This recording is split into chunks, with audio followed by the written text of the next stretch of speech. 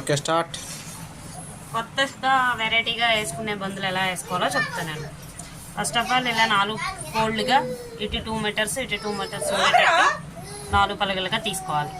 తీసుకున్న దాన్ని ఇలా సెంటర్కి ఫోల్డ్ చేసేసి దీన్ని ఈ సెంటర్ నుంచి ఇలా ఫోల్డ్ చేసుకోవాలి.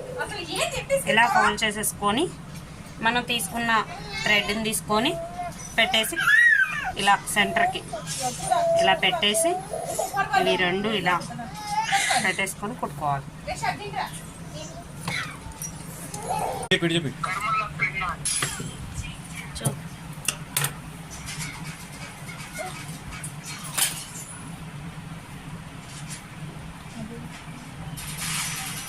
అదేం